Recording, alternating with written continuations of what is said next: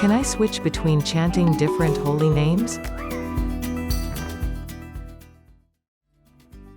You can switch it up, but try not to do it too much. You may think that this is like eating, where you need to change things up. But self-cultivation is different from eating. For me, changing is fine if you do it according to your physical and mental characteristics.